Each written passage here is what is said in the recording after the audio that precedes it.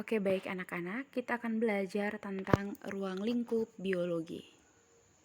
Nah, dalam ruang lingkup biologi, kita akan belajar tentang tingkat organisasi makhluk hidup, cabang ilmu biologi, manfaat biologi di bidang pertanian, peternakan, kedokteran dan industri, metode ilmiah, dan keselamatan kerja. Yang pertama, pengertian biologi. Biologi berasal dari dua kata bahasa Yunani, yaitu bios dan logos, yang artinya hidup dan ilmu. Jadi, secara sederhana, biologi dapat diartikan sebagai ilmu tentang hidup atau ilmu yang mempelajari tentang makhluk hidup, meliputi hewan, tumbuhan, manusia, dan mikroorganisme. Objek dalam biologi meliputi semua makhluk hidup atau objek material dan semua proses yang berlangsung di dalam makhluk hidup tersebut, atau disebut juga dengan objek formal. Berdasarkan tingkat organisasi kehidupan, objek biologi meliputi kehidupan pada berbagai tingkat struktur. Tingkat struktur dari yang terendah hingga yang tertinggi, yaitu molekul, sel, jaringan, organ, sistem organ, organisme, populasi, komunitas, ekosistem, bioma, dan biosfer. Itu merupakan objek dari biologi atau disebut juga dengan tingkatan organisasi makhluk hidup. Nah, ruang lingkup biologi berdasarkan struktur keilmuan menurut BSCS, Biological Science Curriculum Study, itu menyatakan bahwa ruang lingkup biologi meliputi objek biologi berupa 6 kingdom, yaitu Archaebacteria, Eubacteria, Protista, fungi, plantae, dan animalia. Yang kedua, ditinjau dari tingkat organisasi taksonomi atau lingkup kajian, itu dimulai dari tingkat molekul, virus, sel, kemudian monera, Archaebacteria, Eubacteria, dan Protista, yaitu Protista mirip hewan, mirip fungi, dan mirip tumbuhan. Jaringan berupa alga sederhana, porifera, dan colelenterata. Organ berupa cacing planaria, kemudian sistem organ yaitu Carmopita dan vertebrata. Yang ketiga, berdasarkan tingkat ekologi, lingkup biologi dimulai dari individu sampai populasi, atau kumpulan individu yang sama di daerah atau habitat yang sama. Komunitas merupakan kumpulan beberapa populasi dalam suatu daerah atau habitat tertentu. Yang keempat, berdasarkan konsep ekologi, lingkup ekosistem atau kumpulan beberapa komunitas dalam suatu daerah atau habitat yang sesuai. Biosfer itu merupakan kumpulan ekosistem di seluruh lingkungan bumi. Nah, di dalam ilmu biologi ada yang namanya cabang-cabang ilmu biologi. Nah, cabang ilmu biologi ini merupakan cabang ilmu biologi yang dapat melangsungkan kajian berdasarkan permasalahan biologi. Contohnya cabang biologi ekologi. Itu dia mengkaji hubungan timbal balik antara makhluk hidup dengan lingkungannya, atau disebut juga dengan ekosistem. Objek dan contoh permasalahan dalam biologi. Yang pertama, objek pada tingkat organisasi kehidupan tingkat pertama merupakan molekul, yaitu jenis molekul dalam tubuh makhluk hidup adalah karbohidrat, lemak, protein, dan asam amino. Kemudian pada tingkatan sel, itu merupakan molekul organik membentuk organel sel, kemudian membentuk sebuah sel. Sel itu merupakan satuan kehidupan terkecil daripada makhluk hidup. Kemudian yang ketiga itu tingkatan jaringan. Tingkatan jaringan merupakan kumpulan sel yang memiliki bentuk sama dan melakukan fungsi tertentu. Kemudian tingkat organ itu merupakan kumpulan dari beberapa jaringan yang melakukan suatu fungsi tertentu. Contohnya otot jantung, hati, paru-paru, lambung, akar, batang, dan daun pada tumbuhan. Kemudian tingkat sistem organ itu merupakan sistem organ beberapa organ yang melakukan fungsi tertentu. Contohnya itu ada sistem pencernaan dan sistem pernafasan. Kemudian tingkat individu itu merupakan makhluk hidup tunggal. Tingkat populasi itu merupakan kumpulan individu dari satu spesies yang berinteraksi dan hidup di wilayah tertentu. Tingkat komunitas itu merupakan kumpulan populasi dari berbagai spesies yang saling berinteraksi dan hidup di area tertentu. Kemudian tingkat ekosistem itu merupakan hubungan timbal balik antara makhluk hidup dengan lingkungannya.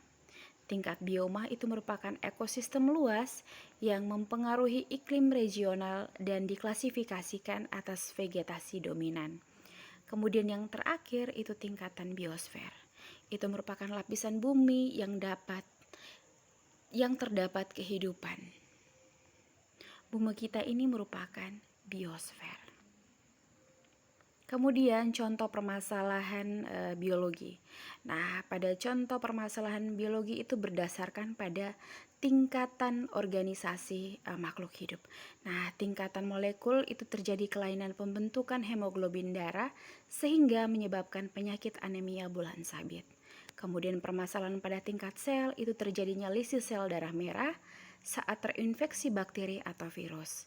Kemudian permasalahan pada tingkat jaringan yaitu penyakit osteoporosis yang menyebabkan hilangnya massa tulang sehingga tulang rapuh. Kemudian permasalahan pada tingkat organ yaitu kelainan pada organ mata seperti rabun senja. Kemudian permasalahan pada tingkat sistem organ itu merupakan gangguan bernafas karena penyempitan saluran nafas pada penderita asfiksi. Kemudian permasalahan tingkat individu, yaitu contohnya seorang penderita penyakit AIDS yang mengalami gangguan sistem imun dan membuatnya mudah terinfeksi penyakit. Kemudian permasalahan pada tingkat populasi, yaitu penyebaran AIDS dari satu orang ke orang yang lain.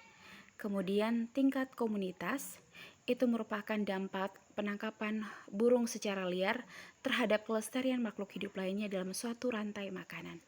Kemudian permasalahan pada tingkatan ekosistem, yaitu penggundulan hutan untuk perkebunan kelapa sawit yang mengancam habitat satwa liar. Kemudian permasalahan pada tingkat bioma, yaitu dampak kebakaran hutan hujan tropis. Kemudian permasalahan pada tingkat biosfer, yaitu dampak penipisan lapisan ozon di atmosfer terhadap kehidupan makhluk hidup di bumi. Kemudian manfaat mempelajari ilmu biologi. Manfaat mempelajari ilmu biologi yaitu ada manfaat di bidang pertanian, bidang peternakan, bidang kedokteran, bidang industri, dan bidang kriminologi. Nah, untuk contoh-contohnya kalian dapat lihat dan kalian baca dan pahami bahwa di bidang pertanian dengan menerapkan ilmu botani, fisiologi, anatomi, dan genetika, petani dapat memilih dan menghasilkan jenis tumbuhan yang bersifat unggul. Kemudian di bidang peternakan dengan menerapkan beberapa cabang ilmu biologi seperti zoologi, fisiologi, anatomi, taksonomi, dan genetika, para peternak dapat menghasilkan bibit unggul dengan cara kawin suntik atau inseminasi dan kawin silang disebut bastar. Kemudian manfaat mempelajari biologi di bidang kedokteran itu dengan mempelajari cabang ilmu biologi, anatomi, fisiologi, mikrobiologi, dan patologi dapat membantu para dokter dalam mengusahakan penyembuhan suatu penyakit. Kemudian di bidang industri, berkembangnya cabang ilmu biologi seperti zoologi, botani, mikrobiologi, dan biokimia, manusia dapat memanfaatkan dan mengembangkan berbagai bagian tubuh tumbuhan dan hewan menjadi bahan baku industri. Kemudian di bidang perikanan, pemanfaatan biologi dalam bidang perikanan itu antara lain dapat membuat tambak, budidaya ikan, dan dalam usaha pelestarian ekosistem perairannya. Kemudian di bidang kriminologi, yaitu molekul DNA dapat diisolasi dari sel, kemudian dideteksi sehingga memberikan gambaran enzim yang khas pada setiap orang. Contohnya itu pada kasus perebutan anak di pengadilan dapat diselesaikan dengan adanya hasil tes DNA karena akan memiliki kesamaan enzim dengan orang tuanya. Kemudian dalam mempelajari ruang lingkup biologi ada yang namanya metode ilmiah. Nah, metode ilmiah ini Seringkali manusia memiliki rasa ingin tahu yang sangat besar terhadap suatu hal. Nah, biologi ada karena rasa ingin tahu manusia yang sangat besar terhadap segala permasalahan yang sering kali ditemukan pada kehidupan sehari-hari. Mempelajari biologi melalui suatu pendekatan ilmiah yaitu metode ilmiah.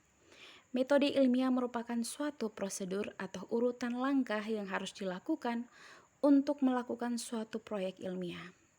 Adapun orang yang melakukan penelitian disebut peneliti. Nah, dalam penulisan metode ilmiah ada langkah-langkahnya.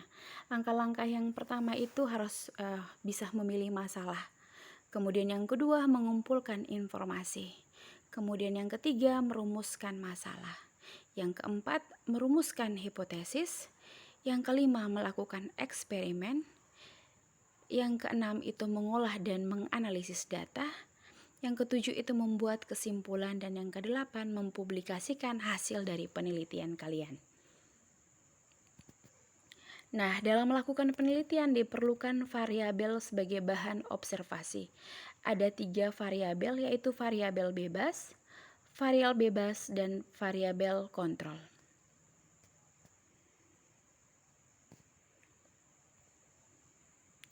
Nah, kemudian ada keselamatan kerja di dalam laboratorium. Nah, sering sekali terjadi kecelakaan di laboratorium. Nah, kecelakaan di dalam laboratorium itu dapat disebabkan oleh banyak hal. Akan tetapi, ada hal-hal berikut yang merupakan penyebab yang sering menimbulkan kecelakaan di dalam laboratorium. Penyebab yang pertama, peserta praktikum itu kurang memiliki pengetahuan dan pemahaman tentang alat-alat dan bahan-bahan kimia yang digunakan saat melakukan kegiatan praktikum. Yang kedua, petunjuk untuk melakukan kegiatan praktikum itu kurang jelas. Dan yang ketiga, pengawasan dan bimbingan yang kurang dari guru atau petugas laboran terhadap peserta praktikum yang sedang melakukan praktikum di dalam laboratorium. Dan yang keempat, perlengkapan keamanan dan pelindung untuk kegiatan laboratorium praktikum di laboratorium jumlahnya tidak memadai. Kemudian peserta praktikum tidak mengetahui dan mengikuti petunjuk keselamatan kerja di dalam laboratorium. Kemudian peserta praktikum tidak menggunakan perlengkapan pelindung untuk bekerja di dalam laboratorium. Kemudian peserta praktikum menggunakan alat-alat dan bahan-bahan kimia yang salah pada saat melakukan kegiatan praktikum. Dan peserta praktikum tidak mempunyai sikap tanggung jawab dan disiplin pada saat melakukan praktikum sehingga melakukannya dengan ceroboh atau tidak hati-hati. Kecelakaan di laboratorium itu dapat diminimalkan bila saat praktikum menggunakan laboratorium itu secara disiplin dan mengetahui tanggung jawabannya masing-masing. Jenis kecelakaan yang sering terjadi di laboratorium itu meliputi luka bakar, luka karena benda tajam dan benda tumpul, cedera pada mata, dan keracunan. Nah, ini merupakan simbol daripada keselamatan kerja. Nah, beberapa hal yang harus dipersiapkan agar kita dapat bekerja secara aman, melakukan praktikum secara aman di dalam laboratorium, yaitu yang pertama, penanganan limbah laboratorium itu jenis limbah harus diperhatikan. Kemudian alat dan bahan laboratorium kita harus benar-benar sudah tahu kegunaan alat dan bahan dalam laboratorium tersebut. Kemudian bagaimana cara menggunakan. Oke, sekian dari Ibu. Terima kasih.